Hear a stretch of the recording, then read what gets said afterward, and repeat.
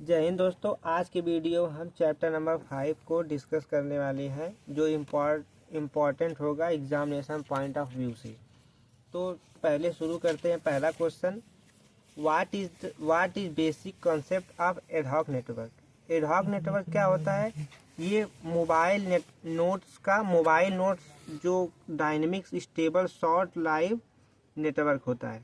इसमें कोई fixed infrastructure नहीं होता है और यह कई नोड्स के बीच में कम्युनिकेट करते हैं। सभी mobile node is equipped with A wireless transmitter and receiver और अप्रोप्रिएट एंटीना के साथ। मतलब कि सभी जो मोबाइल नोड्स होते हैं उनके पास अपना ट्रांसमीटर एंटीना और रिसीवर एंटीना होता है जिसके साथ वो इक्विप्ड करते हैं। ये मोबाइल नोड कनेक्ट होते हैं वायरलेसली लिंक से होते हैं आपस में और एक्ट करते हैं जैसे राउटर हमारा वायरलेसली डेटा को आपस में कम्युनिकेट करने के लिए सेंड करता है, वैसे ये काम करते हैं। मोबाइल एडहॉक नेटवर्क में नोड्स फ्री होते हैं और मूव करते हैं और अपने आप से organise themselves in an arbitrary manner में खुद को ऑर्गेनाइज करते हैं। जहां इंफ्रास्ट्रक्चर नहीं कैपेबल है और यह प्रैक्टिकल है। जहां पर मतलब कि इंफ्रास्ट्रक्चर बनाना मुश्किल काम है, जैसे जहां फ्लड आ जाते हैं और भी चीज़ें हैं, जहां बार बार मूवेबल की नीड है, वहां पर ये जो है इंफ्रास्ट्रक्चर काम नहीं आता। वहां पर ये प्रैक्टिकल एप्लीकेशन में यूज़ किए जाते हैं। टेम्पोररी स्पॉन्टेनियस वायरलेस नेटवर्क, ये एक टेम्पोररी स्पॉन्टेनियस वायरलेस नेटवर्क है for mobile nodes communicating with each other without innervation. बिना किसी फिक्स्ड इंफ्रास्ट्रक्चर की इसको वायरलेस में यूज़ किया जाता है। और फिर देखते हैं इसके चैलेंजेस या इशू क्या आते हैं। इसे डायनेमिक टोपोलॉजी, जैसे नोट्स बार बार जब मूव करते हैं तो ब्रेक होते हैं, और जब ब्रेक होते हैं तो उसे फिर कनेक्ट करना पड़ता है। जब किसी डिवाइस को जब कनेक्शन करते हो या नोट्स जैसे बार बार लिंक होते हैं तो पावर ज़्यादा कंज्यूम होता है ना। तो ये पहले डायनेमिकली टेक्नोलॉजी में, डायनेमिक मैंने कि जो मूवेबल हो उसमें, हाँ, तो लिमिटेड बैंडविड्थ होता है इसका। क्योंकि जब कोई भी चीज़ वायरलेस है, एक वायर्ड है, तो वायरलेस में हमेशा स्पीड मतलब लिमिटेड रहेगी बैंडविड्थ, क्योंकि वायर्ड में फास्ट होता है ट्रांसफर हमेशा, और ये वायरलेस है। वायरलेस मीडियम कैपेसिटी कम होती है, ठीक है, मीडियम में। बैटरी पावर एनर्जी कंस्टेंट, इसमें बैटरी पावर जो है वो लिमिटेड है। बैटरी से ऑपरेट होगा तो इसका लिमिटेड पावर होगा। ये बैटरी पर ऑपरेट होते हैं। रूटिंग एंड फॉरवर्डिंग में ज़्यादा पावर कंज्यूम करते हैं, ठीक है। स्टेबिलिटी प्रॉब्लम, ये पहली बात कि नोड की संख्या बढ़ाने पर राउटिंग कॉम्प्लेक्स हो जाता है। जैसे नोड्स ज़्यादा भी यूज़ करने लगे तो कॉम्प्लेक्स हो जाएगा। और सिक्योरिटी इशू, अगर कोई सेंट्रल अथॉरिटी इसमें नहीं होती, जैसे अब हम लोग कोई फिक्स्ड इंफ्रास्ट्रक्चर तो है नहीं इसका, तो इसलिए जो है इसमें सिक्योरिटी इशू होती है थोड़ी सी।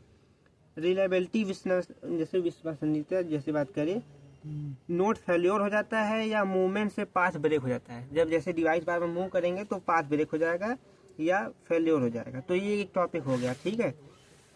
अब दूसरी बात करते हैं ब्लूटूथ के बारे में, ठीक। ब्लूटूथ जैसे कि अब चाहे 2 नंबर में आ जाए, चाहे कि 2 पार्ट में क्वेश्चन पूछ ले, एक में ब्लूटूथ 2 नंबर में आ जाए, मतलब 2 पार्ट में आ जाए। तो ब्लूटूथ, सबसे पहले ब्लूटूथ का ये जो होता है ये शॉर्ट रेंज वायरलेस टेक्नोलॉजी है और ये 2.4 गीगाहर्ट्ज पे काम करता है ISM बैंड पे, ठीक है। और फिर इसमें इसका आर्किटेक्चर देखो, ब्लूटूथ जैसे ही है।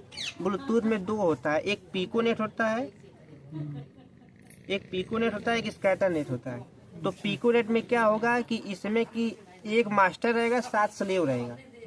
जैसे हम लोग को ब्लूटूथ है तो हम लोग 7 स्लेव से कनेक्ट कर सकते हैं। 7 स्लेव मैंने कि जैसे ब्लूटूथ स्पीकर है तो वो स्लेव है और हमारा मोबाइल मास्टर है जो उसको ऑपरेट करेगा, ठीक है। पिकोनेट के बारे में देखते हैं। पिकोनेट ब्लूटूथ का सबसे स्मॉलेस्ट नेटवर्क होता है, ठीक। एक मास्टर और मैक्सिमम 7 स्लेव होते हैं। ओवरऑल मिला के एक मास्टर और 7 स्लेव 8 हो जाते हैं। Collection of Bluetooth device connected in an ad hoc fashion. Ad hoc fashion माने कि जैसे ब्लूटूथ के जानते हो कि एडहॉक बताए थे कि वो कोई फिक्स इंफ्रास्ट्रक्चर नहीं होता, उसका मूव भी कर सकते हो ब्लूटूथ का। लेकिन अभी ब्लूटूथ का अगर थोड़ा रेंज ज़्यादा कर दो तो ये आवाज़ कटने लगती है ना, और जैसे जैसे अगर दूर बढ़ेगा तो पावर भी थोड़ा ज़्यादा लगेगा कवर करने के लिए। ठीक, मास्टर क्लॉक और होपिंग सीक्वेंस कंट्रोल करता है। स्लेव मास्टर के अकॉर्डिंग सिंक्रोनाइज रहते हैं। जैसे मास्टर और स्लेव में सिंक्रोनाइजेशन रहता है, अगर अभी सिंक्रोनाइजेशन टूट जाए तो जैसे कि जो अभी ये इंक्रिप्शन का जो कोड भेजता है तो वो डिकोड सही से नहीं कर पाएगा उसी समय पे, तो थोड़ा लेटेंसी आ जाएगी उसमें, है ना। है थोड़ा, इसीलिए जैसे देखते होगे कि गेमिंग वेमिंग में कभी कुछ जो लो जो मतलब कि ओरिजिनल ब्लूटूथ नहीं रहते उसमें देखते होगे थोड़ा बहुत आ जाता है लेटेंसी। स्लेव और स्लेव आपस में जो है डायरेक्टली कम्युनिकेट नहीं कर सकते। वैसे मास्टर भी आपस में कम्युनिकेट नहीं करते, मास्टर और स्लेव होना चाहिए। मास्टर लेकिन आपस में कमांड भेज सकते हैं लेकिन कम्युनिकेट नहीं करते। हाँ, तो ये मास्टर और स्लेव के बीच में ही होता है। तो each piconet has unique hopping pattern, सबका होपिंग पैटर्न यूनिक होता है। अब देखो जैसे कि ये फिगर है, ये मास्टर है, ये स्लेव स्लेव स्लेव, ये पार्क है। पार्क मतलब कि जैसे कि कोई अभी कनेक्ट नहीं है, ब्लूटूथ कनेक्ट नहीं है अभी पार्क में, जैसे गाड़ी पार्क होती है, ब्लूटूथ अभी कनेक्ट नहीं है। स्टैंड बाई का मतलब जैसे हम लोग टीवी में जैसे रिमोट होता है तो पहले टीवी की स्विच ऑन करते हैं तो स्टैंड बाई स्विच प्रेस करना पड़ता है, तब टीवी वर्क करता है। ऐसे ब्लूटूथ में भी है, जो ब्लूटूथ में स्टैंड बाई जब तक रिलीज नहीं करोगे तब तक ब्लूटूथ तुम्हारा ऑन नहीं होगा। तो ये है M for master, P for बताया पार्क है, S for sleeve, S B मैंने स्टैंड बाई। ठीक है, तो ये हो गया। अब स्कैटर नेट देखते हैं। स्कैटर नेट में जैसे कि अब एक मास्टर है, ऐसे एक और रहे, अच्छा है, जैसे दो मास्टर देखो है यहाँ पर, ये मास्टर ये स्लेव, तो दो आपस में जब मिल जाए और इसकी दूरी बढ़ जाती है थोड़ा मिला के। ठीक है, ये देखो पार्क है, slave park slave, stand by park stand by slave, और ऐसे मिला के ये भी मास्टर है। ठीक है, अब आते हैं वाईमैक्स टेक्नोलॉजी। तो वाईमैक्स जो होता है ये भी 2 नंबर में पूछ लिया जाता है। ठीक है, वाईमैक्स का फुल फॉर्म है world wide interoperability for microwave access. ये माइक्रोवेव पे काम करता है। Broadband wireless technology, broadband wireless access technology है। इसमें बैंड जो होता है वो ज़्यादा होता है, ब्रॉडबैंड पे काम करता है, तो डेटा ऑब्वियस बात है ज़्यादा रहेगी। जो लॉन्ग डिस्टेंस तक हाई स्पीड इंटरनेट या डेटा सर्विस प्रोवाइड करते हैं। ठीक है, ये लॉन्ग डिस्टेंस पे भी कर सकते हैं। और इसका IEEE स्टैंडर्ड है 802.16। Every place wire not available, हर जगह वायर अवेलेबल नहीं रहता, तो वाईमैक्स का यूज करते हैं। ये IEEE स्टैंडर्ड का है? IEEE मतलब institute of electrical and electronics engineering. जैसे सब चीज का एक स्टैंडर्ड होता है, उस पे काम करते हैं। तो ये इसका जैसे IP एड्रेस है, हर चीज का अपना एड्रेस होता है, तो इस चीज पे ये इस स्टैंडर्ड पे काम करते हैं। Cellular data slow and costly. ये जो होता है सेलुलर डाटा जो होता है वो थोड़ा कम काम करता है, स्लो काम करता है, और कॉस्टली भी बहुत होता है, क्योंकि पूरा बहुत बड़ा इंफ्रास्ट्रक्चर पूरा करना पड़ेगा, जैसे BTS लगाना पड़ेगा ये वो। ठीक है, लेकिन इसमें कम। ये रूरल, अब देखो रूरल होता है एक अर्बन होता है, तो रूरल मैंने ग्रामीण क्षेत्र में एंड वाइड एरिया कवरेज की नीड, जहाँ पर ज़्यादा एरिया, जैसे देखो अर्बन में होता है शहरी क्षेत्र में, वहाँ पर डेंस पॉपुलेशन रहती है ना, तो उसमें स्मॉल एरिया में भी हो सकता है उससे काम। लेकिन ये है जो कि रूरल एरिया में जैसे गांव में दूर दूर घर होते हैं, तो बहुत मतलब दूर दूर रहती है पॉपुलेशन, तो उसे कवर करने के लिए वाइड एरिया में नीड पड़ती है। टेक्नोलॉजी कौन सी यूज करता है? OFDM में orthogonal frequency division multiple axis है, तो फ्रीक्वेंसी के अंदर आता है ऑर्थोगोनल फ्रीक्वेंसी। अच्छा, FDM के अंदर आता है? हाँ, OFDM। हाँ, उसके अंदर आता है, और OFDM पे भी काम करता है, और ऑर्थोगोनल फ्रीक्वेंसी मल्टीप्लेक्सिंग, और हाई डेटा रेट होता है जिससे कि, ठीक है। अच्छा, हाँ, और टाइम डिवीजन डुप्लेक्स और फ्रीक्वेंसी डिवीजन डुप्लेक्स, अच्छा। TDD और FDD को भी सपोर्ट करता है। ठीक है। टाइम डिवीजन डुप्लेक्स माने कि जैसे हम लोग टाइम को शेयरिंग करके नहीं पढ़ा लेते हैं, वैसे एडाप्टिव मॉड्यूलेशन, जैसे एडाप्टिव मॉड्यूलेशन का भी यूज होता है, जैसे BPSK binary phase shifting, QPSK quadrature 16 QAM, ठीक है, 64 QAM। अच्छा, हाँ, जिससे बीट रेट ज्यादा बढ़ जाता है तो ज्यादा हम लोग को मिलता है डेटा ये रेट। सब मॉड्यूलेशन टेक्निक। और मीमो माने कि मल्टीपल इनपुट और मल्टीपल आउटपुट। जैसे हम लोग अगर एक पाथ है ट्रांसमिशन के लिए तो सिंगल इनपुट है, और यहाँ पर अगर एक ट्रांसमीटर है और एक रिसीवर है तो ये सिंगल इनपुट है, सिंगल है। और लेकिन अगर यहीं पर दो या दो से ज्यादा हो, अब ये इसको भी कर सकता है, ये इसको भी कर सकता है, ये इसको भी, ये इसको भी। तो जब जैसे कि डेटा रेट इन दोनों में डिवाइड हो गया, मान लो 10 MB पहले देना था, और वाईमैक्स के टाइप देखते हैं तो फिक्स्ड वाईमैक्स जिसमें फिक्स्ड होता है, और मोबाइल जो मूवेबल हो। ठीक। तो फिक्स्ड यूजर जो होता है मतलब 2 IEEE स्टैंडर्ड है, जो 802.16D और 802.116E, ये D और E पे काम करता है, फिक्स्ड और ये मूवेबल। इसका फीचर देखो, ये होता है कि up to 50 kilometre coverage, 50 kilometre तक कवरेज करता है, बहुत दूर तक। ठीक है। और इसका मतलब कि डेटा रेट देखा जाए तो ये जो है ये 70 Mbps तक देता है। ठीक। और क्वालिटी ऑफ सर्विस भी प्रोवाइड करता है।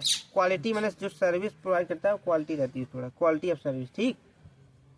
अब लिमिटेशन देख लो, infrastructure cost and high.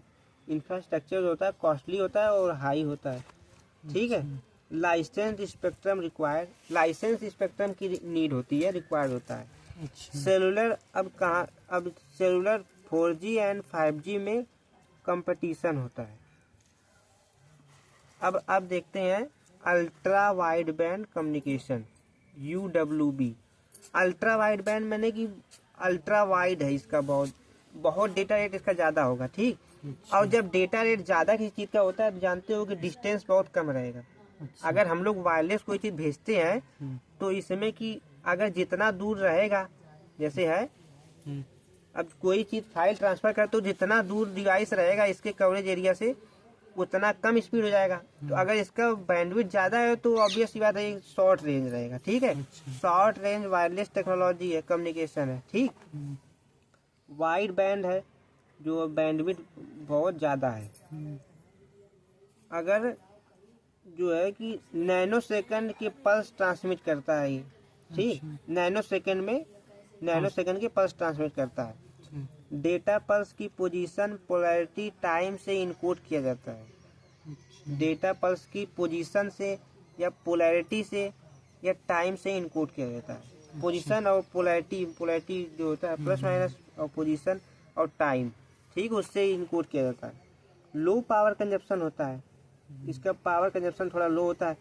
High location accuracy बहुत हाई होनी चाहिए। Used in radar and imaging और मेडिकल मॉनिटरिंग में, मेडिकल जैसे और IoT डिवाइसेस में यूज होता है। ठीक। और 10 से 20 मीटर केवल इसका रेंज रहता है, क्योंकि बहुत अल्ट्रा वाइड बैंड है तो इसका रेंज बहुत कम हो जाता है। और इसमें एक और लिमिटेशन है कि कॉम्प्लेक्स रिसीवर डिजाइन हो जाता है, जो रिसीवर की डिजाइन है बहुत ज्यादा कॉम्प्लेक्स हो जाती है। बस यही इतना पड़ता है इसका। हाँ, ये इतना अब 2 नंबर में ही आता है, जैसे कि वाईफाई ये सब 2 नंबर में ही आते हैं, वाइड बैंड। अब मोबाइल डेटा नेटवर्क जैसे हम लोग मोबाइल में डेटा नेटवर्क यूज करते हैं वही है। वायरलेस टेक्नोलॉजी है जो मोबाइल यूजर को डेटा सर्विस या इंटरनेट या email, file transfer, messaging available कराता है, ये वायरलेस के थ्रू, इंटरनेट के through. Over wide area coverage more than local area network से ज्यादा कवरेज होता है। जैसे wifi, Bluetooth local area network आते हैं तो उससे ज्यादा इसका कवरेज एरिया है। ठीक। अब इसमें देख लेते हैं, कैटेगरी में बांटा गया है। मोबाइल डेटा नेटवर्क, एक होता है इंडिपेंडेंट, एक शेयर्ड, एक ओवरले। तो इंडिपेंडेंट में क्या होता है, इसमें एक लाइसेंस्ड बैंड होता है एक अनलाइसेंस बैंड होता है। अभी देखो इसमें बात की तो लाइसेंस बैंड चाहता था, हाँ, तो इससे इसमें आता है वो। और अब अनलाइसेंस बैंड है, दो कैटेगरी में बांटा गया है। अब ये शेयर्ड में कोई कैटेगरी नहीं है, एक overlaid on traffic channel, overlay on signalling channel. अच्छा। Independent mobile data, independent network है देयर ओन स्पेक्ट्रम, उनका खुद का अपना स्पेक्ट्रम होता है। That is not coordinated with any other service, खुद का अपना इंडिपेंडेंट स्पेक्ट्रम होता है, वो किसी और से कोऑर्डिनेटेड नहीं होते हैं। And their own infrastructure that is not share with any other service, जो किसी और सर्विस साथ यूज नहीं होते हैं। जैसे कि हम बता दें कि अब जो ट्रेन है, ट्रेन अपने मतलब कि ट्रैक के नीचे से ही वायरलेस अपना वो ट्रांसमिशन करता है। तो ट्रेन की हम लोग कभी इंटरफेयर नहीं कर पाएंगे। ट्रेन हो गया, अच्छा। एरोप्लेन हो गया, वो सब अपना लाइसेंस करते हैं और इंडिपेंडेंट मोबाइल पे रहते हैं, वो हम लोगों से कोई मतलब नहीं है। अच्छा। हम लोग एक्सेस ही नहीं कर पाएंगे, ठीक है। उसमें आता है divided into 2 group according to the status of their operating frequency band. और इसको 2 भाग में बांटा गया है इंडिपेंडेंट को, जैसे यहाँ था ये बता रहा है लिख के, लाइसेंस बैंड में और अनलाइसेंस बैंड में। अब देख लेते, जैसे बताया कि देखो एरोप्लेन में जहाँ एरोप्लेन का नेटवर्क जहाँ होता है, सब मेट्रोपॉलिटन एरिया में मतलब जैसे यूज होता है। अब share mobile data, share mobile data देखो, जैसे कि शेयर ये वाला, share the spectrum and part of infrastructure with an already existing voice oriented analogue service. ये कि पहले से इंफ्रास्ट्रक्चर ऑलरेडी जो होता है, ऑलरेडी एग्जिस्टिंग इंफ्रास्ट्रक्चर को शेयर करता है, डेटा को ट्रांसफर करने के लिए सर्विस प्रोवाइड करता है। वॉइस और डेटा दोनों में यूज होता है, ठीक है। सेम बेस स्टेशन पे ही कर देता है, सेम फ्रीक्वेंसी बैंड और सेम इंफ्रास्ट्रक्चर, ये सेम रहता है। हाँ, जैसे अब कुछ समय के लिए खाली हुआ तो वही इंफ्रास्ट्रक्चर दूसरे को भी दे सकता है, ठीक। तो अब इसमें जो होता है कि पहली प्रायोरिटी जो रहती है वॉइस कॉल को रहती है। अच्छा। जैसे कि अभी तुम्हारा मोबाइल में डेटा कभी नहीं चलता है, लेकिन देखते हो कि कॉल हमेशा लगभग लग जाता है, क्योंकि वॉइस को प्रायोरिटी ज़्यादा दी जाती है। अब जैसे देखो पहले जियो 4G में क्या था कि कॉल लगाओ तो डेटा भी चलने लगता तेज, तो उसमें क्या है कि वॉइस को प्रायोरिटी ज़्यादा दी रही है। लेकिन उसमें आगे बताएंगे कि उसमें केवल पैकेट स्विचिंग होता है, जिससे हम लोग डेटा भी तेज चलने लगता है, क्योंकि डेटा भी पैकेट स्विचिंग होता है। हाँ, तो वो पैकेट स्विचिंग वो भी सपोर्ट करता है 4G। अच्छा। तो इसीलिए इसमें ये है कि वॉइस को प्रायोरिटी ज़्यादा होती है, वॉइस कॉल को, ठीक है। और इसमें कहाँ ये होता है, GSM और GPRS, global system for mobile communication, general purpose, GPRS general purpose क्या है ये भूल गया, चलो छोड़ दो। GSM और एज में, GSM जैसे कि अब आ गया तुम्हारा ये ऑडियो के लिए है, एज जो है 3G में आता है। जैसे 3G में ई लिख के आता था ना, तो एज है, ये 2.7 टेक्नोलॉजी है, जी टेक्नोलॉजी है, जिसमें डेटा स्पीड बहुत फास्ट होता है। तो ये डेटा के लिए है और ये वॉइस के लिए, और ये भी वॉइस के लिए है, GPRS भी है। हाँ, जनरल पर्पस रेडियो सर्विस आ गया, ठीक है, उसके लिए। और ये जो होता है लो कॉस्ट लो होता है इसका, शेयर है भाई, सब में शेयर करेगा तो ऑब्वियस सी बात है कि इसका प्राइस भी तो शेयर होगा सब में, तो ये सब में शेयर करता है, लो कॉस्ट होता है। डेटा स्पीड लो, क्यों डेटा स्पीड लो हो जाएगा क्योंकि ज़्यादा शेयर करेगा, तो है ना। अब अगर हम लोग पर्सनल नेटवर्क है तो केवल अपन पर्सनल यूज़ करेंगे हम लोग अपना, तो डेटा रेट थोड़ा ज़्यादा रहेगा, इसमें कम है। Data rate depend on the voice traffic, जैसे देखो वॉइस ट्रैफिक बता दिए ना, ट्रैफिक पे डिपेंड करता है। अगर ट्रैफिक ज़्यादा है तो डेटा रेट भी कम हो जाएगा। अब आगे ओवरले में, overlay mobile data existing voice cellular network के ऊपर ओवरले वर्क करता है। ये भी जो है एग्जिस्टिंग के ऊपर ही वर्क करता है, ठीक। हाँ, ये शेयर करता था अपना, लेकिन ये एग्जिस्टिंग है उसी पे काम करता है। जैसे कि देखो अब 5G टेक्नोलॉजी आया है, तो कुछ 4G के ऊपर ही वो 5G वाला इंस्टॉल रहता है, तो वो आ गया इसमें। वॉइस के अनसेंड आइडल चैनल का यूज करके डेटा ट्रांसफर करता है। आइडल मैंने कि जो फ्री है अभी चैनल, जो चैनल अभी फ्री है उसका यूज करके ये सेंड करता है डेटा को। तो अब जैसे कि कोई फ्री है, इससे बढ़िया है कि ओवरले करता है, उस पर अपना भेज देता है रिटर्न। नॉट नीड क्या सेपरेट इंफ्रास्ट्रक्चर, सेपरेट इंफ्रास्ट्रक्चर की नीड नहीं होती है, कि खुद से नया इंफ्रास्ट्रक्चर की नीड नहीं होती, इससे प्राइस भी कम हो जाएगा, है ना। और CDPD cellular digital packet data, अब जैसे सेलुलर जो है वॉइस डेटा डिजिटल में होता है, वो पैकेट डेटा को भी सपोर्ट करता है। अच्छा। स्पेक्ट्रम का एफिशिएंसी यूटिलाइज हो जाता है, जैसे जब खाली रहता है तब भी भेज देता है ना, तो उसका स्पेक्ट्रम भी यूटिलाइज हो जाता है, इफिशिएंसी। और डिसएडवांटेज क्या है, डेटा ट्रांसमिशन अनरिलायबल, विश्वसनीय नहीं रहता ज़्यादा।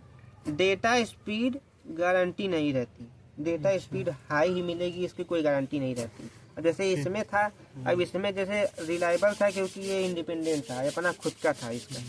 ठीक हो गया। ठीक है।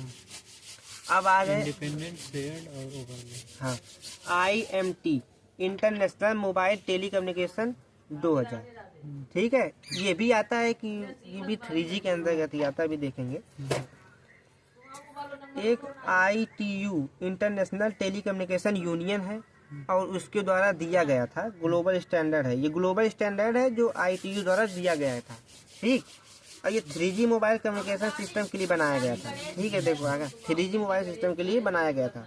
इसकी आवश्यकता क्यों पड़ी, देखो 2G में सिर्फ वॉइस और लो स्पीड डेटा था, 2G में केवल बहुत थोड़ा बहुत चल पाता था डेटा, लेकिन जब से 3G आया हाई स्पीड इंटरनेट प्रोवाइड करता था, वीडियो कॉलिंग मल्टीमीडिया की डिमांड थी, इसलिए वो आया, न्यू आवश्यकता पड़ा है ना। तो world wide roaming need, world wide में भी जैसे कहीं और मूव करते हैं तो उसके लिए भी इसकी आवश्यकता थी, तो ये बनाया गया। डेटा रेट क्या होता है, 144 kbps से लेके 2 Mbps, लेकिन ये डिपेंड करता है जब तुम मूव करते हो, जब मूव करते हो तो कनेक्शन थोड़ा स्टेब्लिश ज़्यादा नहीं रहेगा, तो उससे जो है ये कम स्पीड देगा। और जब फिक्स्ड है या इंडोर में हो, अब देखो हाई मोबिलिटी इंडोर में हो तो 2 Mbps का देता था स्पीड मैक्सिमम, ठीक। और सर्विस सपोर्ट क्या करता था, वॉइस का high speed data, video calling multimedia service, ये बताए थे ये होता। मोबिलिटी की जैसे एक जगह दूसरी जगह मूव कर सकते हो आधा जगह, तो ग्लोबल रोमिंग सपोर्ट करता था। ग्लोबल रोमिंग आया, देखो इसका नीड था तो ये इसमें आया, ग्लोबल रोमिंग सपोर्ट करता था। हाई मोबिलिटी यूजर को सपोर्ट करता था, जो मूव भी करते हैं उसमें सपोर्ट करता था। मल्टीपल एक्सेस टेक्निक कौन सी यूज होती थी, CDM में code division multiple access, efficient spectrum utilisation, और इसमें स्पेक्ट्रम का अच्छे से यूटिलाइजेशन। FDM में और TDM में नहीं यूज होता? नहीं, देखो FDM में जो होता था वो केवल ये सर्किट स्विचिंग करता था और ये 1G में था। अच्छा। और TDM में जो होता था पैकेट स्विचिंग था, लेकिन 2G में था। अब CDM में जब से आया ये 3G में सपोर्ट करने लगा, तो इसमें ये 3G हम लोग पढ़ रहे हैं, इसमें CDM में है। हाँ, और आगे जब जैसे OFDM में आया और signal frequency division multiple access, तो वो जो है वो 4G में यूज हुआ। अब देखो जैसे IS-95 है ना, वो भी इसके अंतर्गत आता है। UMTS आता है, यूनिवर्सल मोबाइल टेलीकम्युनिकेशन सिस्टम ना, तो ये भी इसी के अंतर्गत आता है। इसके अंदर ये 3G में ये भी क्योंकि है, और ये भी, ये 3 दोनों 3G है, एज भी 3G है और कॉर्डलेस, इसमें जो है इस सब इनके फैमिली है। IMT 2000 start. अब इसके कंपोनेंट को देखते हैं, कंपोनेंट क्या क्या है। Necessary node for construction of IMT 2000 network, ठीक है। An IMT 2000 network basically consist of RAN, CN, IN। जो ये होता है ये कोर नेटवर्क होता है, IN और RAN इन तीनों से मिलकर बना होता है, and other element shown in figure. और जैसे कि फिगर में दिखाया गया है, अभी दिखाया, RAN is a wireless network located between user terminal and the CN। Core network और यूजर के बीच में RAN करता है वर्क। जैसे कोर नेटवर्क है, यहाँ ये कोर नेटवर्क है, इसके बीच में और यूजर के बीच में RAN यूज मतलब कि काम करता है। अब core network between RAN and other network, ये RAN और अदर नेटवर्क के बीच में कोर नेटवर्क है। अब जैसे कि PSTN public switch telephone network इसका एग्जाम्पल है, ठीक है। और it is a composed of circuit switching, packet switching, subscriber database, ठीक है। अब ये देखो इसका ये है फिगर है, ये याद करने का है। SMSC है और VMS है। SMSC शॉर्ट मैसेज सेंटर और VMS वॉइस मेल सिस्टम और रेडियो एक्सेस नेटवर्क RAN है ना। और ये कोर नेटवर्क है जिसमें SLR home location register, authentication centre AUC EIR है, MS VLR है, विजिटर लोकेशन रजिस्टर। ये सब रजिस्टर होते हैं जो डेटा को स्टोर करके रखते हैं। ओके। हाँ, जब और भी पीछे का पढ़ोगे तो ये सब उसी से रिलेटेड है, ठीक है। ठीक। ये सब ज़्यादा कुछ नया नहीं है। अब जो ये है जो फिगर है, अब IN देख लेते हैं। Intelligent network is a node group for achieving enhanced service. Service को इन्हांस करने के लिए ये IN नेटवर्क यूज होते हैं, और ये फुल फॉर्म है जो इसमें लिखा है। अब अगला question, next explain in brief 4G technology and compare 1G 2G and 3G। अब ज़्यादा नहीं है तो 4G पहली बात देखो, 4G कुछ भी है पहले फिजिकल रिलेट करके देखो। 4G जैसे हमारा था तो देखो कभी वो LT लिखा रहता था, LTE, तो इसमें LTE टेक्नोलॉजी यूज करता है, लॉन्ग टर्म एवोल्यूशन। अब जब वो LT लिख जाता है कभी तो voice over long term evolution, जो मैंने इसमें कि वॉइस को भी इन्हांस कर देगा। पहले LTE में वॉइस नहीं केवल डेटा पे काम करता था, लेकिन जब से OLT आया voice over long term evolution, इसमें वॉइस को भी इन्हांस कर दिया, ठीक। मोबाइल कम्युनिकेशन की वो टेक्नोलॉजी है जो हाई स्पीड इंटरनेट को प्रोवाइड करती है। HD video calling, online gaming को भी कर दिया, और मल्टीमीडिया सर्विस को भी सपोर्ट करती है। जब से 4G आया तब से बहुत स्पीड बढ़ गई। टोटली IP बेस्ड होती है, इंटरनेट प्रोटोकॉल बेस्ड होती है, या ऑल IP बेस्ड होती है, आज सभी इंटरनेट प्रोटोकॉल बेस्ड होती है, ठीक। हाई डेटा रेट होता है, 100 Mbps तक होता है। स्पीड। हाँ, मतलब अगर हाई मोबिलिटी है तब, अगर मोबिलिटी कम है तो 1 Gbps तो भी जा सकता है। जैसे पास में हो या कहीं स्टेबल हो, कनेक्शन करने में थोड़ा जल्दी कनेक्शन करेगा, स्टेबल हो तो 1 Gbps तक भी जा सकता है, ठीक। Facility such as ultra broadband internet access, ultra wide band जो है इंटरनेट एक्सेस कर सकते हो, ठीक। वॉइस क्वालिटी जो इन्हांस होती है वो LTE में, voice over long term evolution में। पहले LTE में डेटा केवल होता था क्वालिटी, ठीक है। लेस पावर कंजप्शन कम था, लेकिन इसमें ये था कि जब 4G था तो इसका कवरेज एरिया ज़्यादा था। अच्छा। हाँ, लेकिन जब 5G आया तो उसमें कवरेज एरिया कम हो गया। अभी देख रहे हैं, अभी हम आगे ग्लोबल रोमिंग को सपोर्ट करता था, वो भी 3G भी करता था ग्लोबल रोमिंग को। बेहतर स्पेक्ट्रल एफिशिएंसी बेहतर हो गई। LTE एंड LTE एडवांस, ठीक। ये जो ट्रू LTE लिख के आता है LTE एडवांस को, मल्टीपल एक्सेस जैसे कि देखो OFDM में, और ये single carrier frequency division multiple access. Single carrier में क्या था कि सिंगल कैरियर यूज करते तो पावर कम यूज होता था, है ना। सिंगल कैरियर यूज होता था तो पावर कम यूज होता था।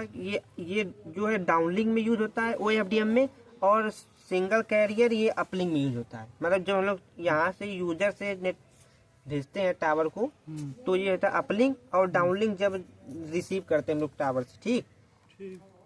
ओनली पैकेट स्विचिंग पे काम करता है। देखो मैंने कहा था पहले भी कि जो 4G है ओनली पैकेट स्विचिंग पे काम करता है, सर्किट स्विचिंग नहीं करता।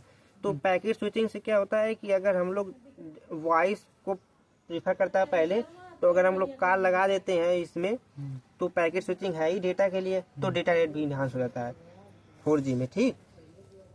और मल्टीपल इनपुट मल्टीपल आउटपुट को मतलब करता है सपोर्ट। ये तो बताए थे कि एक से ज़्यादा इनपुट और एक से ज़्यादा आउटपुट को ये हैंडल कर सकता है, और डेटा रेट को डिवाइड कर देता है। डिवाइड कर भेजता है तो जल्दी डेटा रेट ज़्यादा बढ़ जाता है, ठीक। Less coverage more data rate, coverage कम होगा तो डेटा रेट ज़्यादा होगा। अगर दूरी कम होगी टावर से तो ज़्यादा डेटा रेट हो जाएगा, अगर कवरेज ज़्यादा रहेगा तो डेटा रेट कम हो जाएगा, है ना। ये दोनों रहते हैं। Cell size small in compare of 2G and 3G। लेकिन इसका सेल साइज जो होता है वो थोड़ा सा स्मॉल होता है 2G 3G में, क्योंकि ये दोनों जो थे वॉइस के लिए अलग से सर्किट स्विचिंग यूज करते थे। अब इसमें सर्किट स्विचिंग है नहीं, तो इस कह सकते हो इस ये भी दे सकते हो एग्जांपल कि सर्किट स्विचिंग है नहीं, तो इसलिए जो है इसका थोड़ा स्मॉल था सेल साइज। सेल साइज जैसे कि ये BTS लगा है, बेस स्टेशन जो लगा है, इसका कवरेज एरिया थोड़ा कम था। सेल साइज जो हेक्सागोनल बनता है ना ये, हाँ ये थोड़ा कम था। और सीमलेस हैंडओवर, ये देखो हार्ड, ये हैंडओवर दो प्रकार का होता है, एक सॉफ्ट एक हार्ड। हार्ड हैंड ऑफ तो करता था लेकिन इंटरप्शन कोई नहीं आती थी। जैसे हाँ सॉफ्ट हार्ड, जैसे कि एक सॉफ्ट होता है हैंडओवर जिसमें कि इंटरप्शन आता है, नहीं आता, सॉफ्ट में नहीं आता, हार्ड में आता है। लेकिन ये जो होता है हार्ड है लेकिन इसमें कोई इंटरप्शन नहीं आता क्योंकि ये थोड़ा सा ओवरलैपिंग में रहता है थोड़ा सा। तो इसमें पहले से ही पैकेट में, जब इसमें जाना था तो पैकेट में डेटा पहले सेंड कर चुका होता है बफर के थ्रू। बफर क्या करता है, स्टोर डेटा रखता है, तब तक नया कनेक्शन स्टेब्लिश कर लेता है। तो इससे जो होता है कोई दिक्कत नहीं होती क्योंकि पैकेट स्विचिंग है बफर की तरह यूज करता है। अब देखो ये पार्ट तो हो गया कि हम लोग 4G देख लिए, लेकिन कंपेयर करते हैं 1G 2G 3G। ये प्रीवियस चैप्टर में है लेकिन इसमें पूछ दिया है तो 2 नंबर में ये भी लिखना जरूरी है। 1G जो होता है वो सेल, ये कहता है सेल स्ट्रक्चर एनालॉग कम्युनिकेशन होता है, और इसमें जो होता है सेल स्ट्रक्चर होता है लेकिन ये डिजिटल कम्युनिकेशन होता है। देखो ये जो होता है FDM में होता है, फ्रीक्वेंसी डिवीजन या टाइम डिवीजन पे, और कन्वोल्यूशन कोड का यूज होता है, पावर कंट्रोल रहता है, ठीक। और 3G में एज बताए थे, 3 होता है, ये IS-95 होता है या ITM जो होता है 2000 होता है, वो यूज होता है, ठीक 3G में। और 4G में जो स्मार्ट एंटीना होता है, एडेप्टिव सिस्टम होता है, ओवर अबाउट सिनेरियो, ये होता है कंपेरिजन। अब 5G टेक्नोलॉजी की बात करते हैं। अब इसके बाद है कि नेक्स्ट जनरेशन नेटवर्क है, फिर हो जाएगा, ठीक। 5G technology and how it's work. 5G technology और कैसे ये काम करता है उसके बारे में देखते हैं। 5G टेक्नोलॉजी देखो या लेटेस्ट या अर्लियर टेक्नोलॉजी है। 5G अभी डेवलपिंग फेज में है, या 5G जो अर्लियर या लेटेस्ट है ना, तो to increase speed and responsiveness, speed को करता है और रिस्पॉन्सिवनेस को करता है। 5G का सबसे बड़ा एडवांटेज ये था कि ये लेटेंसी कम कर देता है। जैसे हम लोग PUBG या फ्री फायर या कोई गेम खेलते हैं उसमें लेटेंसी आता है, पिंग आता है, तो जैसे आता है 98 मिलीसेकंड है ना, MS आता है, तो इसमें इतना लेटेंसी कम है, 1 MS तक है। अगर बढ़िया से कनेक्शन हो गया स्टेब्लिश तो 1 है, अगर मूवेबल नहीं है तो इसमें लेटेंसी कम हो गया। लेटेंसी कम होने से क्या हो गया कि हम लोग जैसे कि डॉक्टर दूर है तो मरीज का इलाज भी कर सकता है घर बैठे। और अब आजकल जो वो इलेक्ट्रिक व्हीकल आ गई हैं, वो कंट्रोलेबल है कहीं से भी, उसकी वजह से अगर लेटेंसी ज़्यादा रहेगा तो कंट्रोलेबल नहीं कर पाएंगे ये इलेक्ट्रिक व्हीकल को, क्योंकि जब तक ये अपना डेटा भेजेगा तब तक तो वो डैमेज कर चुका हो किसी पार्ट को, है ना, किसी को लड़ा भिड़ा दिया होगा तब तक। लेकिन जब ये लेटेंसी कम रहेगी तो एक्यूरेट वर्क करेगा, ठीक। Broadband connection can travel eight multi gigabits, ये मल्टी गीगाबिट्स पे काम करता था। और जो स्पीड है पीक टू पीक वो 10 GB था, 10 Gbps, अदरवाइज 1 से 10 Gbps तक रहता है स्पीड, ठीक। और पीक टू पीक जैसे है कि 20 Gbps तक है।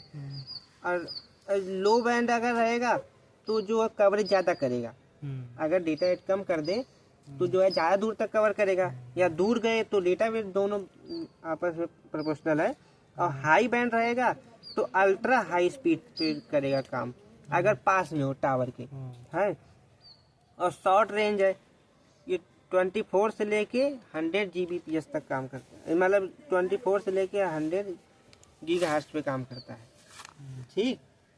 और देखो स्मॉल सेल अर्बन एरिया में यूज होता है, स्मॉल सेल होता है इसमें, बताए ना कि 5G जो होता है उसमें यही प्रॉब्लम ही थोड़ा सा है कि इसके जो है कि कवरेज एरिया थोड़ा सा कम है। और ये 5 गीगाहर्ट्ज पे, जैसे अभी 5 गीगाहर्ट्ज पे हम लोग जो डेटा ट्रांसफ़र करते हैं ब्लूटूथ से या वाईफाई से, देखते होंगे उसका एरिया कम रहता है। यहाँ तक 5 एरिया करेगा यहाँ, और इस एरिया में 2.4 गीगाहर्ट्ज तक करेगा। तो जो 5G है वो कम, थोड़ा स्मॉल एरिया कर दिया था, कवरेज एरिया थोड़ा स्मॉल था। और स्मॉल स्मॉल जो होता है बेस स्टेशन का यूज होता है ना। और ये देखो जब जब अगर इसका स्मॉल सेल है तो ये जानते हो कहाँ यूज होगा ज़्यादा, अर्बन एरिया में, क्योंकि सिटी वगैरह में मतलब शहरी क्षेत्र में डेंसिटी ज़्यादा रहती है, तो कम एरिया में भले डेंसिटी ज़्यादा कर लेगा, लेकिन जो रूरल एरिया है वहाँ पर जैसे कि रूरल एरिया में क्या रहता है कि दूर दूर घर रहते हैं, तो जो है वहाँ वर्क नहीं करता, अगर ढेर सारा बीटीएस इंस्टॉल करना पड़ेगा क्योंकि कवरेज एरिया कम है। तो अब ये मीमो को सपोर्ट करता है, मल्टीपल इनपुट मल्टीपल आउटपुट को सपोर्ट करता है ना। ये 64 या 128 एंटीना को लगा सकते हैं, लगाते हैं। लेस इंटरफेरेंस होता है, इंटरफेरेंस बहुत कम होता है।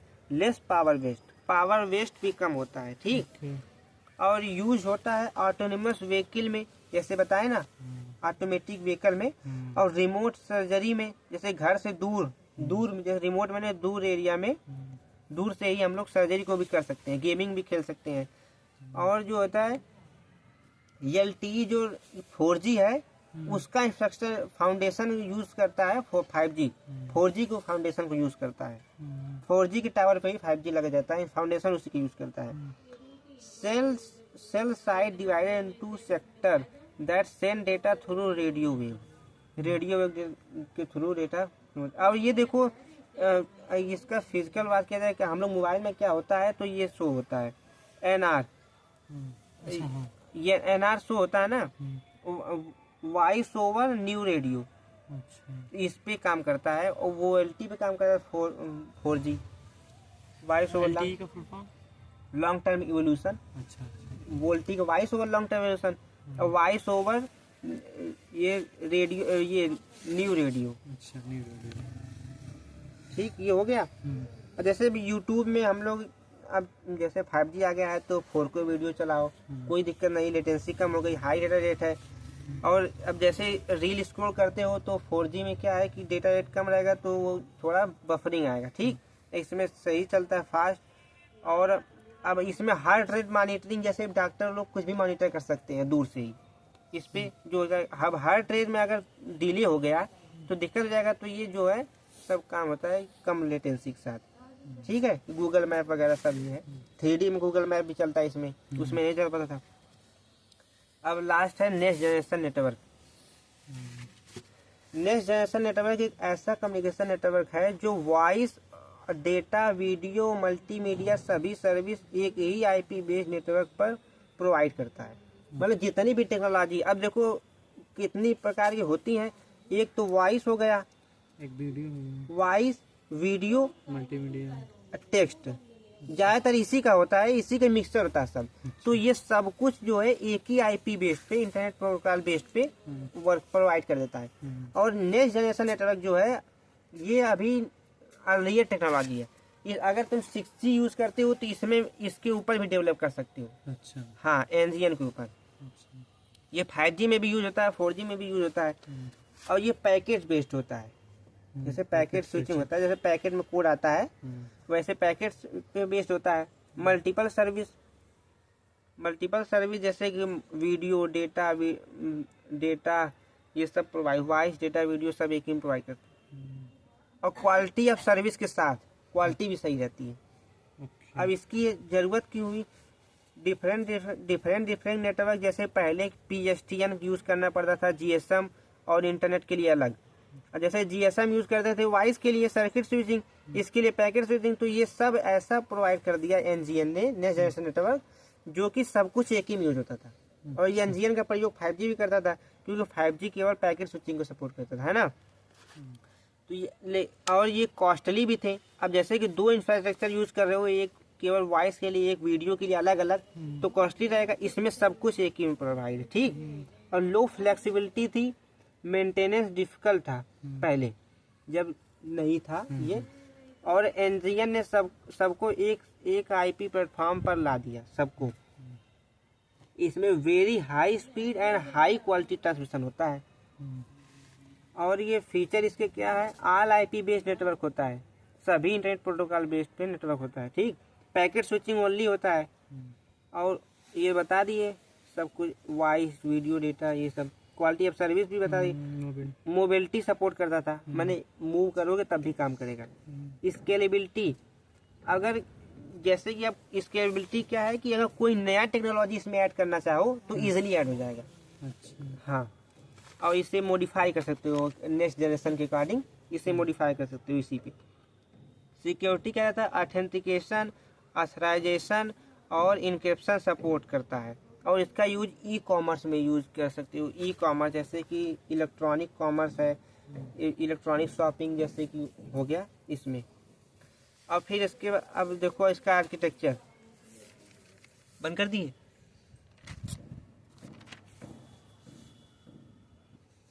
लगभग हम लोग सभी टॉपिक कवर कर लिए हैं। अब देख लेते हैं सिलेबस अकॉर्डिंग क्या क्या टॉपिक बचा है। 5 यूनिट में कौन कौन सा टॉपिक बचा है। Introduction to mobile ad hoc network, ये पहला क्वेश्चन था, ये तो हो गया। ब्लूटूथ बता दिए, वाईफाई स्टैंडर्ड अभी बताना है, बता देंगे। वाई मैक्स ये बता दिए, वाई मैक्स। लाईफाई कम्युनिकेशन बताना है। अल्ट्रा वाइड बैंड कम्युनिकेशन बता दिए, जिसमें वाई जीरो बैंडविड्थ बहुत ज़्यादा रहता है। मोबाइल डेटा नेटवर्क बता दिए, है ना, जैसे 3 प्रकार के थे, ओवरले था और हाँ फिक्स था वो। वायरलेस स्टैंडर्ड IMT 2000 ये भी बता दिए, जो 3G पे वर्क करता था ना। Introduction to 4G 5G and concept of NGN next generation network ये भी बता दिए। अब बचा हम लोग का क्या, वाईफाई स्टैंडर्ड और लाईफाई कम्युनिकेशन, ये दोनों बचा है। लाईफाई कम्युनिकेशन और ये लाईफाई कम्युनिकेशन यहाँ है, ये 2 नंबर में आता है। और वाईफाई स्टैंडर्ड, पहले सबसे पहले वाईफाई और वाईफाई स्टैंडर्ड को देख लेते हैं। ठीक, तो वाईफाई क्या है, एक वायरलेस नेटवर्क टेक्नोलॉजी है जिससे डिवाइस रेडियो वेव के जरिए विदाउट वायर के, बिना वायर के रेडियो वेव के थ्रू डिवाइस इंटरनेट या लोकल एरिया नेटवर्क से कनेक्ट होते हैं, है ना। वाईफाई का यूज़ कैसे, देखो लोकल एरिया नेटवर्क में यूज़ करते हो, है ना, 200 मीटर मैक्सिमम होता है, उससे उसके रेंज में ही रहता है। तो वायरलेसली इंटरनेट को हम लोग ट्रांसमिट करने के लिए वाईफाई का यूज़ करते हैं, वायरलेस फैसिलिटी। ठीक, और इसका IEEE स्टैंडर्ड होता है, अलग अलग फ्रीक्वेंसी के लिए अलग अलग होता है, तभी देखेंगे। 802.11 पे करता है, अब इसके आगे जो होता है वो अलग अलग यूज होता है, अलग अलग फ्रीक्वेंसी पे। अगर इंडोर हो तो 30 से 50 मीटर और आउटडोर तो 100 मीटर तक, लगभग 200 मीटर के अंदर ही रहता है, 100 मीटर तक। और एडवांटेज क्या है, ये वायरलेस है, इजी इंस्टॉलेशन है, मोबिलिटी सपोर्ट है, लो कॉस्ट है। लेकिन ये क्या है कि लिमिटेड रेंज है, रेंज बहुत कम है। Speed drop with distance, distance के साथ साथ स्पीड ड्रॉप हो जाएगा। सिक्योरिटी इशू होता है, देखो ब्लूटूथ इससे ज़्यादा सिक्योर होता है वाईफाई से। हाँ, ये थोड़ा कम सिक्योर होता है। वीक पासवर्ड अगर हो तो वाईफाई को हैक भी कर सकते हैं। और इसका स्टैंडर्ड को देख लिया, हम वाईफाई के स्टैंडर्ड को देख लेते हैं। 8.802.11b GNACAX, ये BGNACAX ये होता है। और ये जो होता है 2.4 गीगाहर्ट्ज पे काम करता है, बी वाला, और जी वाला भी 2.4, और एन वाला 2.4 और 5 गीगाहर्ट्ज दोनों पे, और AC 5 गीगाहर्ट्ज पे, AX भी 2.4 और 5 गीगाहर्ट्ज दोनों पे यूज होता है। तो ये अलग अलग स्टैंडर्ड है, IEEE स्टैंडर्ड है वाईफाई के। तो अब एक लास्ट टॉपिक बचा हमारा लाईफाई। लाईफाई का फुल फॉर्म है लाइट फिडेलिटी। लाइट फिडेलिटी क्या है कि जैसे कि हम लोग लाइट का यूज करके हम लोग डेटा को ट्रांसफर करते हैं। जैसे हम लोग इधर से यहाँ पर एक कोई रिसीवर लगा दें, फोटो मतलब कि डिटेक्टर लगा दें, फोटो डायोड, और इधर से हम लोग लाइट सोर्स लगा दें। तो जब हम लोग इधर से स्विच ऑन करेंगे यहाँ पर, तो यहाँ 1 डेटा जाएगा, फिर ऑफ करेंगे 0 जाएगा। तो ऐसे ही 1 0 1 0 करके ये सिग्नल ट्रांसमिट हो जाता है। जितनी बार ऑन ऑफ होता है सिग्नल ट्रांसमिट हो जाता है। और ये देखा बाई डायरेक्शनल डिजिटल, ये लाइट फिडेलिटी, ये जो बाई डायरेक्शनल होता है। High data speed and fully network wireless communication technology, ये पूरा वायरलेस टेक्नोलॉजी है, इसमें कोई नहीं है। सिमिलर टू वाईफाई, वाईफाई के सिमिलर होता है, लेकिन Li-Fi is a form of visible light communication and ये सबसेट होता है optical wireless communication. Optical wireless communication का सबसेट होता है, जैसे ऑप्टिकल फाइबर जो है ना, फाइबर कम्युनिकेशन, उसके ये सबसेट है उसी का। ये कम्प्लीमेंट टू आरएफ कम्युनिकेशन, ये आरएफ कम्युनिकेशन नहीं है, उसका अपोजिट है। ये आरएफ कम्युनिकेशन पे काम नहीं करता है रेडियो पर, ठीक। It is a wire and UV visible light communication या इंफ्रारेड या near ultraviolet instead of radio frequency spectrum. Radio frequency spectrum की जगह पर ये UV visible raise, ultraviolet visible light या कम्युनिकेशन मतलब करता है उस पर। और जैसे इसका सबसे बढ़िया एग्जांपल है टीवी का रिमोट। टीवी का रिमोट में देखोगे आगे एक वो आईआर जो होता है, इंफ्रारेड एलईडी लगा होता है। तो वो हम लोग को आंख से नहीं दिखता है, कैमरे में दिखता है। तो कभी उस पर कैमरे में जूम करके देखो तो जल्दी जल्दी ऑन ऑफ होता है। तो वो एक बार जब प्रेस करोगे, हर स्विच का, हर बटन का अपना यूनिक कोड होता है, उसमें आईसी भी एक लगी होती है। तो जो हम लोग स्विच प्रेस करेंगे उसका कोड पहुंच जाएगा टीवी में। और टीवी में एक एलईडी जैसा ही काला सा लगा होता है, वो फोटो डिटेक्टर या आईआर डिटेक्टर या फोटो डिटेक्टर है ना, वो लगा होता है। वो इसके कोड को पहले समझता है कि ये कोड आएगा तो हमें ये फंक्शन परफॉर्म करना है। तो जब हम लोग एक स्विच प्रेस करते हैं तो उसका कोड इसमें ट्रांसमिट होता है। तो ये दोनों कम्युनिकेशन वाईफाई कम्युनिकेशन में आते हैं, ठीक। Which carries much more information and has been proposed as a solution of RF bandwidth limitation। ये RF bandwidth limitation को दूर कर देता है, ठीक है। लेकिन इसमें एक और बात है कि जो होता है कि सीधे होना चाहिए। इन दोनों के बीच में अगर कोई बैरियर आ गया तो वर्क नहीं करेंगे। जैसे हम लोग अपने घर का टीवी रिमोट ऑन करते हैं, दूसरे का टीवी थोड़ी ऑपरेट होता है। एक रूम से दूसरे रूम में कोई टीवी है तो वो ऑपरेट नहीं करेगा। एक रूम में सीधे होना चाहिए, दोनों एक लिंक में होना चाहिए, ट्रांसमीटर रिसीवर, ठीक। दोनों वाईफाई और Li-Fi transmit data over electromagnetic spectrum. दोनों इलेक्ट्रोमैग्नेटिक स्पेक्ट्रम का यूज करके करते हैं data transfer, wireless fidelity and light fidelity, ठीक। लेकिन वाईफाई यूटिलाइज रेडियो वेव और लाईफाई विजिबल रे। ये रेडियो वेव पे काम करता है, ये विजिबल लाइट पे काम करता है, ठीक। और लाईफाई जो होता है 10 गुना चीपर होता है वाईफाई के। अब वाईफाई में पूरा एक प्रोटोकॉल बनाना पड़ेगा। प्रोटोकॉल में सेट्स ऑफ रूल, तो प्रोटोकॉल बनाना पड़ेगा पूरा, और पूरा वाईफाई में इंफ्रास्ट्रक्चर तैयार करना पड़ेगा। लेकिन इसमें क्या है, इसमें केवल एक एलईडी है, यहाँ पर ये है, एक आईसी इसमें, एक आईसी इसमें, ये इनकोड ये डिकोड दोनों कर लेगा। ये 10 गुना इससे सस्ता है। Like Li-Fi is wireless and uses similar. ये दोनों एक ही ऐसे स्टैंडर्ड काम करते हैं 802.11 प्रोटोकॉल, ठीक। ये हो गया। अब ब्लूटूथ तो समझा ही दिए।